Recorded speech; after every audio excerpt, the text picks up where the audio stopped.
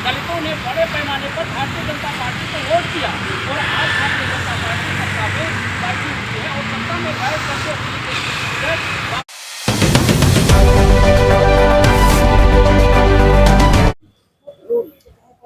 लोकसभा के अंदर अमित शाह जी के द्वारा जिस तरीके से कांग्रेस को जवाब देते हुए डॉक्टर साहब भीमराव अंबेडकर जी का नाम लेकर के वो एक जवाब दे रहे थे, तो उसके बाद में उनके द्वारा कहा गया कि जो है जितनी बार लोग अंबेडकर का नाम लेते गए उतनी बार भगवान का नाम लेते तो स्वर्ग मिल जाता।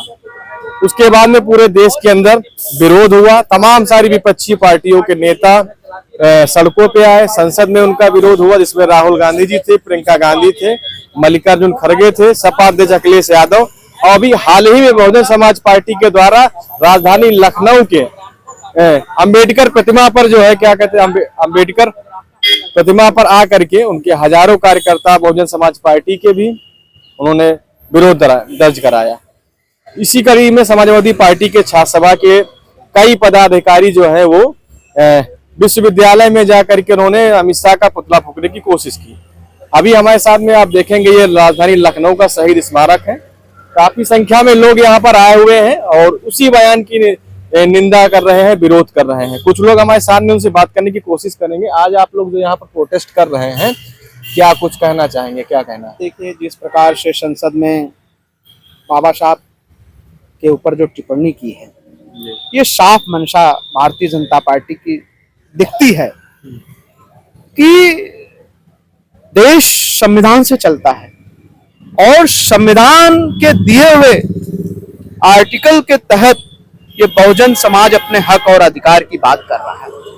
तो ये इनको लगता है कि अब ये बहुजन जो है, जिसको कभी बैठने का अधिकार नहीं था, पढ़ने का अधिकार नहीं था और पानी पीने का अधिकार नहीं था, तो अब ये जो बहुजन है जो अपने हक की बात कर रहा है और संविधान के तहत अब ये हक लेने की बात कर रहा है, तो ये जो है अब इनको खल रहा है, क्योंकि पहले तो बहुजनों को अधिकार ही नहीं था पढ़ने का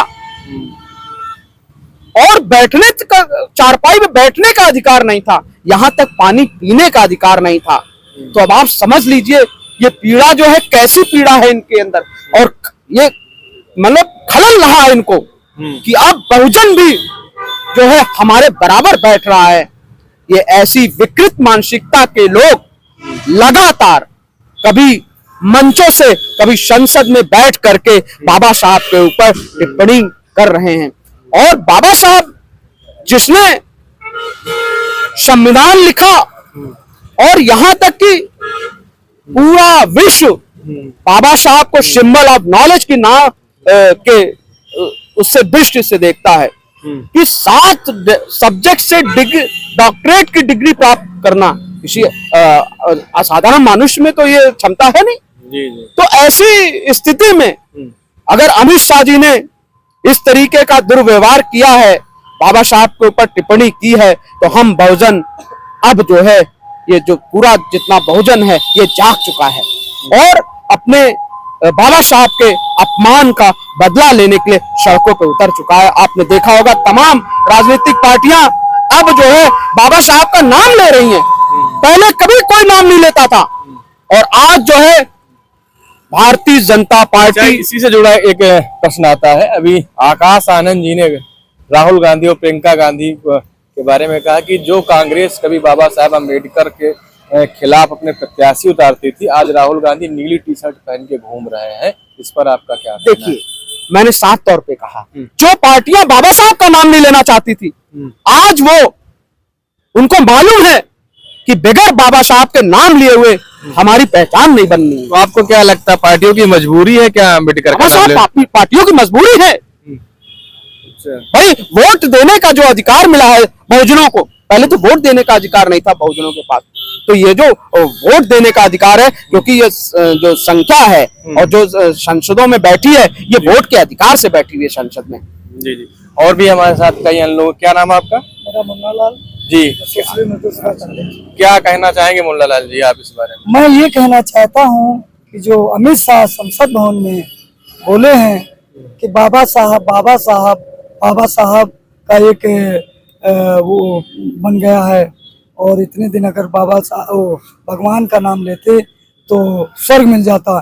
तो मेरा कहना है कि जब मनुस्मृति लागू हुई थी तब दलितों पे अत्याचार होता था, दलितों को शिक्षा नहीं मिलती थी, दलितों को बिजनेस करने का मौका नहीं मिलता था, दलितों को जिसमें तालाबों में जानवर पानी पीते थे उस तालाब का पानी पीना उनके लिए बड़ा मुश्किल था, पानी के बिना मर रहे थे। बाबा साहब इस धरती पे जन्म नहीं लेते, बाबा साहब शिक्षा, कठिन शिक्षा अगर प्राप्त नहीं करते तो SC ST जो आज अपना अधिकार पाया है, वोट का अधिकार पाया है, शिक्षा का अधिकार पाया है, समाज में बैठने का अधिकार पाया है, बिजनेस करने का अधिकार पाया है, तो असली भगवान हमारे बाबा साहब डॉक्टर भीमराव अंबेडकर साहब हैं। मनुस्मृति वाले जब चुनाव के समय होता है तो वो हाथ जोड़ते हैं दलित समाज से और कहते हैं वोट दीजिए, सबका साथ सबका विकास होगा, शिक्षा एक समान होगी। लेकिन जब उनका समय निकल जाता है तो पट्टी दुकानदारों को दुकान नहीं लगाने देते हैं और समाज शिक्षा लागू नहीं करते हैं, शिक्षा में भेदभाव आज भी करते हैं। जो मनुस्मृति के लोग हैं, देखा जाए जो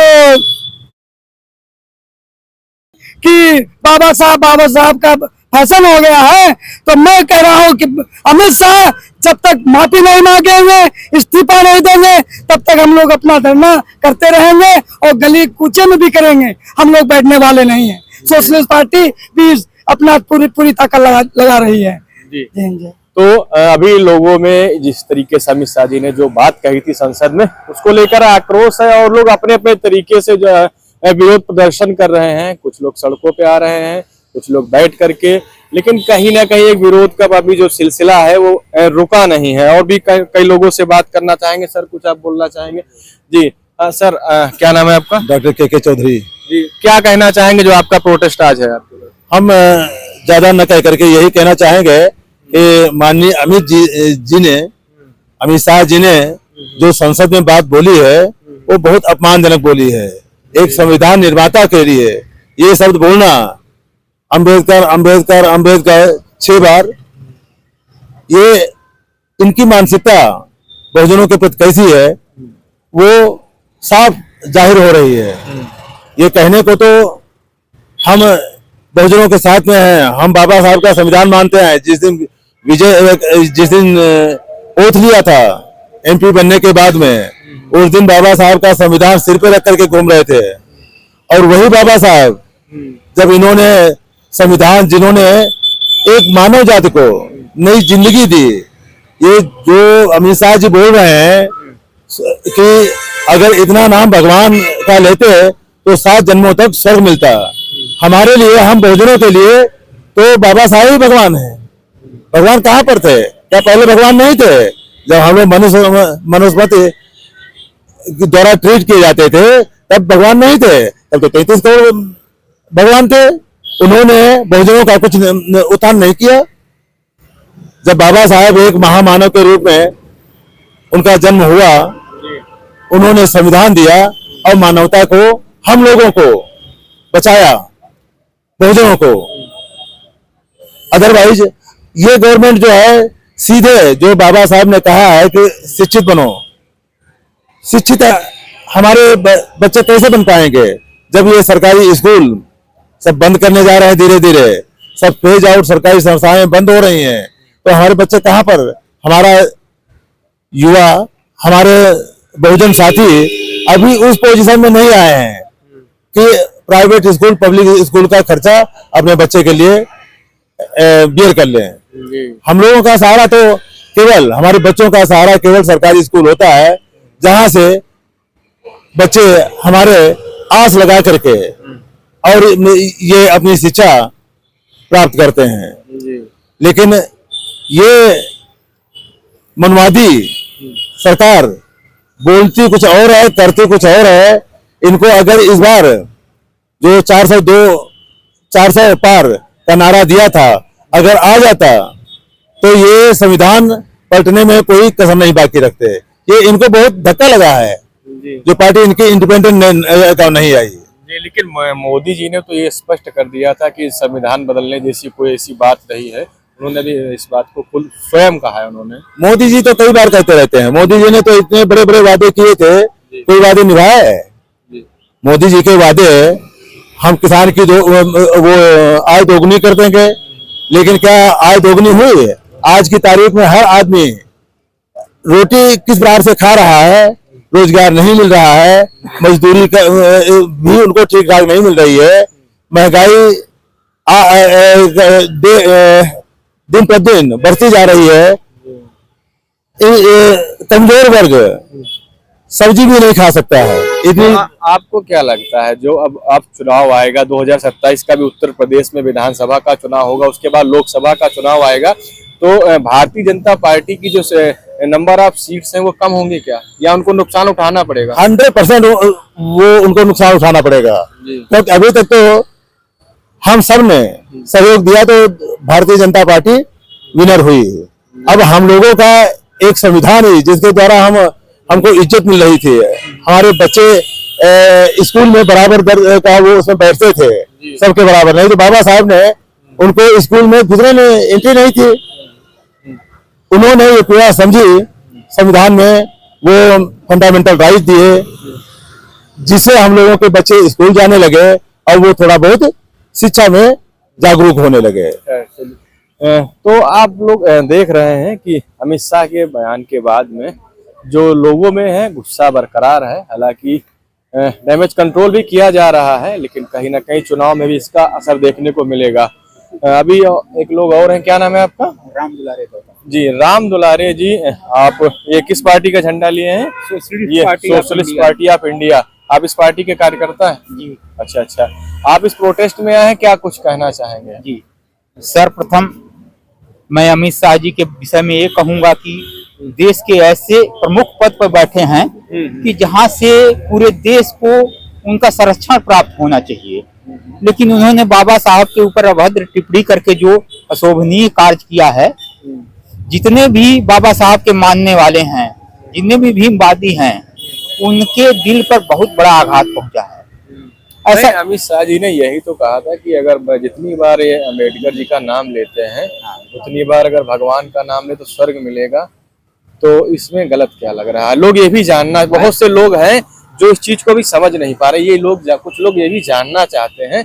मैं आपके शब्दों में इस चीज को जानना देखिए सर, स्वर्ग कहाँ है और नर्क कहाँ है? न स्वर्ग से कोई आके यहाँ पर बताया है, न नर्क से कोई जाकर के स्वर्ग का पता लगाया है। तो स्वर्ग नर्क मेरी समझ से तो किसी ने देखा नहीं है। हमने वो देखा है जो बाबा साहब ने दिया है। तो बाबा साहब का अपमान बाबा साहब के मानने वाले लोग बर्दाश्त नहीं कर पा रहे हैं, और संसद में इस तरह का बयान नहीं देना चाहिए अमित शाह जी को। तो आपको क्या लगता है? तो जो प्रोटेस्ट चल रहा है इसमें काफी युवा चेहरे हैं, और वो युवा है यहाँ पर जो कि पढ़े लिखे हैं और एक अच्छी खासी नॉलेज रखते हैं खुद का, उनका एक अपना व्यू होता है हर मामले पे लेकर के।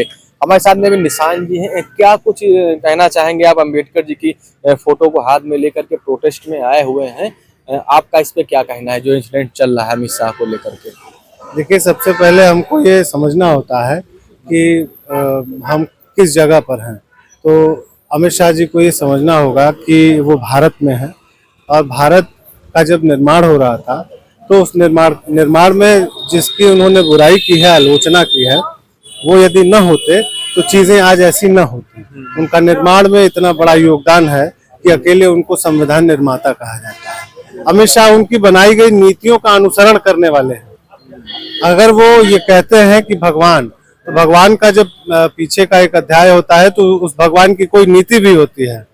अम्बेडकर नीति उनको यह कहने की इजाजत नहीं देती, और कम से कम उनको शर्मिंदा होना चाहिए, और शर्मिंदा होने के बाद उनको इस्तीफा भी देना चाहिए। देश बाबा साहब अम्बेडकर को और अमित शाह के तुलना नहीं कर सकता, क्योंकि वो बाबा साहब अम्बेडकर अतुल्य है, उनका योगदान अतुलनीय है। तो अमित शाह ने इस पूरी व्यवस्था को कुछ नहीं दिया है, और ना ही वो देने की हैसियत में है। वो उनकी अंतिम पीढ़ी भी नहीं दे पाएगी। बाबा साहब ने जिस व्यवस्था को कायम किया, उनकी आखिरी पीढ़ी भी उस व्यवस्था का विरोध करती रहेगी, लेकिन उससे कोई फर्क नहीं पड़ता। नीति बन चुकी है, अम्बेडकर नीति बन चुकी है, और इस नीति के तहत हम उनका विरोध करने यहाँ खड़े हो गए हैं। अन्यथा संविधान के बनने से कुछ समय पहले, या यूं कह लीजिए अंग्रेजों के शासन भारत में स्थापित होने से कुछ समय पहले तक ये स्थितियां नहीं होती थी, आवाजें बुलंद नहीं हुआ करती थी, गुलामी एक प्रतीक बन चुकी थी, एक सामान्य जनजीवन की प्रक्रिया बन चुकी थी, उसको बहुत सामान्य रूप से लिया जाता था। लेकिन आज चीजें बदल गई हैं और हम उनका प्रखर रूप से विरोध भी कर रहे हैं, और हम तब तक करते रहेंगे जब तक कि ऐसे ऐसे लोग हमारे महानुभावों के प्रति, हमारे निर्माणकर्ताओं के प्रति अगर कोई कटु वचन बोलेंगे। जी जी। यहाँ पे महिला साथी भी हैं। क्या नाम है आपका? मुन्नी देवी नाम है जी। आप भी प्रोटेस्ट में आई हुई हैं, क्या कहना चाहेंगे आप? देखिए, पहली बात तो यह है, अमित शाह जी ने कहा है राम राम करते तो जो है स्वर्ग मिलता। स्वर्ग कैसे मिलता भैया? देखिए, पहली बात तो जब महामारी चल रही थी तो मंदिर बंद कर दिए गए थे। क्यों बंद कर दिए गए थे? मंदिर खोल दिए जाते, महामारी चली जाती। सिर्फ खुले थे तो हॉस्पिटल खुले थे, वहां जीवन दान मिल रहा था। तब ये कहाँ थे? खोल देते। हॉस्पिटल खुले थे, मंदिर बंद थे, मंदिर खोल देते, भगवान सबको ठीक कर देते। ये सब हमारी बाबा साहब की देन है। और शिक्षा इतनी महंगी की जा रही ताकि आम जनता पढ़ ही ना पाए उसमें, तो हम लोगों का अधिकार छिन जाए। इसीलिए महंगाई की जा रही है कि ये जनता को परेशान किया जाए, ये आगे न बढ़ पाए, राम राम करे। इतना करोड़ों रुपया सब मंदिरों पे लगाया जा रहा है, ना कहीं नौकरियां निकल रही हैं, ना कहीं कुछ हो रहा। हम गरीबों को दबाया जा रहा है, सारा पैसा करोड़ों रुपया मंदिरों पे लग रहा है। इसमें ये क्या करेंगे बताइए? हम लोगों को दबाई तो रहे, इसलिए हमने ये धरना रखा है। हम जगह जगह करेंगे धरना, आगे बढ़ेंगे, जहां तक हो सकेगा रैली निकालेंगे, धरना करेंगे, हमारे बाबा साहब को न दबाया जाए। जी जी। धन्यवाद। बहुत बहुत बढ़िया। कुछ लोग में आप सर ये ड्रेस पहने हुए वकील साहब, क्या नाम है आपका? अवध बिहारी गौतम जी। क्या कहना चाहेंगे?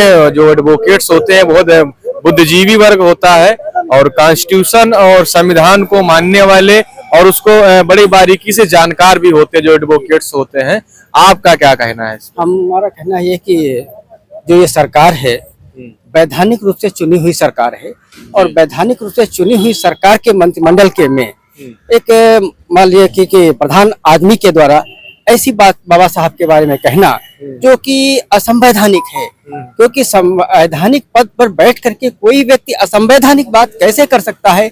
और क्योंकि हमारा जो संविधान है उसकी शुरुआत ही होती है, हम भारत के लोग भारत के संपूर्ण प्रभुत्व संपन्न समाजवादी पथ निरपेक्ष गणतंत्र राज्य तथा उसके समस्त नागरिकों को सामाजिक, आर्थिक, राजनीतिक न्याय, विचार, अभिव्यक्ति की बात करते हैं।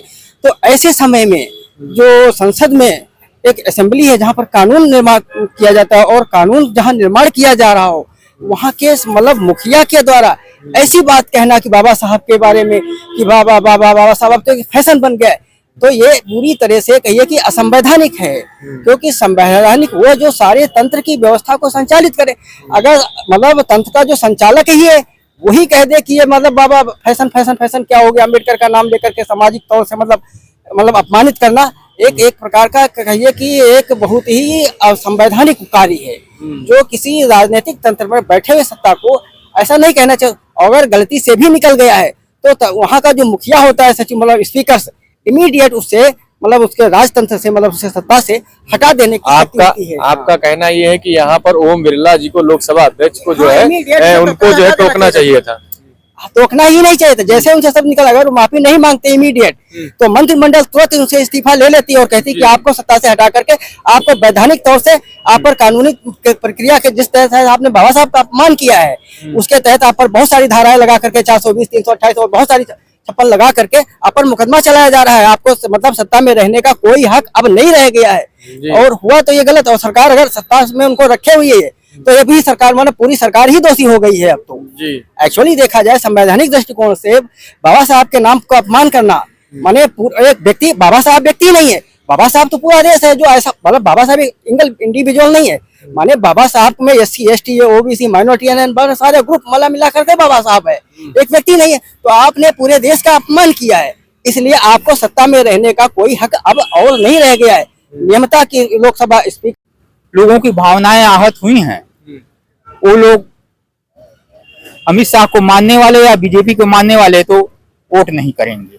नहीं, लेकिन लोग वोट तो मोदी जी के फेस पे करते हैं ना। मोदी जी ने भी आज तक कोई वो वादा नहीं निभाया। हम लखनऊ से हैं, लखनऊ में देख लीजिए श्रम कोर्ट 1 साल हो गया, पिछली साल जनवरी से बंद है। मजदूर गरीबों दलितों को कोई सुविधाएं नहीं मिल रही हैं। अच्छा अच्छा। तो मोदी जी पर कैसे कोई विश्वास कर सकता है? आप सर कुछ कहना चाहेंगे? क्या नाम है आपका? प्रेम नारायण दोहरे। जी सर, क्या कहना चाहेंगे? मैं तो अमित शाह के बारे में कहना चाहता हूँ। बाबा साहब के बारे में तो पूरी दुनिया जानती है और उन्होंने संविधान का तो अब तक अपमान किया ही है, लेकिन बाबा साहब के ऊपर टिप्पणी करके उनका अपमान किया है। तो इस देश के 90% लोग जो हैं वो अपने बाबा साहब को ही भगवान मानते हैं और उन्होंने बाबा भीमराव का अम्बेडकर का अपमान किया है। इसके इसलिए हम लोगों की भावनाएं आहत हुई हैं। जी जी। तो आप लोग देख सकते हैं एक बड़ा वोटरों का जो तबका है वो कहीं ना कहीं नाराज है और भारतीय जनता पार्टी को, क्योंकि उत्तर प्रदेश में भी 2027 में विधानसभा का चुनाव होगा, उसके कुछ दिन के बाद लोकसभा का चुनाव होगा, तो इसका जो है कहीं ना कहीं जो है नुकसान भी बीजेपी को हो सकता है। भीमराव अम्बेडकर को मानने वाले भारत नहीं, भारत से बाहर पूरी दुनिया में लोग उनको मानते हैं, तो कहीं ना कहीं जो है इन चीजों का जो है भारतीय जनता पार्टी को जो नुकसान होगा और क्या कहते हैं उनको डैमेज कंट्रोल भी करना पड़ेगा। फिलहाल ये रिपोर्ट कैसी लगी हमें जरूर बताइए और बने रहिए प्राइम भारत न्यूज के साथ। हमारे साथ में एक और लोग हैं, उनसे हम बात करेंगे। प्रोटेस्ट में आए हुए हैं। क्या नाम है सर आपका? मेरा नाम है मिर्जा इशराक। क्या कहना चाहते हैं? कहना ये चाहते हैं कि भाई साहब हम लोग हिंदुस्तान में रहते हैं, हिंदुस्तान की धरती मेरी माँ है और हम लोग के कलेजों में जो हिंदुस्तान बचा हुआ है, दिमागों में दिलों में जो हिंदुस्तान बचा हुआ है, जो हमारे हिंदुस्तान में पूरी दुनिया में किसी मुल्क में नहीं। तो हमारे हिंदुस्तान में हमारे बाबा साहब भीमराव अम्बेडकर साहब ने जो हम लोगों को दिया है आज़ादी के बाद से, वो हम लोग को किसी ने नहीं दिया। आज उन्हीं के बनाए हुए संविधान है। हम लोग जमहूरियत में है, बादशाहत में नहीं है। हम लोग को बोलने का अधिकार है। बाबा साहब का सरकारें बहुत सी आती हैं जाती हैं, मगर इस तरीके से अशब्द नहीं बोलना चाहिए। इस बात की हमको बहुत तकलीफ है, हमारे पूरे समाज को तकलीफ है कि बाबा साहब का अपमान नहीं होना चाहिए। वो बाबा साहब ही का नहीं, किसी का अपमान नहीं होना चाहिए। छोटे बड़ों का मान सम्मान रखना चाहिए आदमी को, बस इतना कहना है।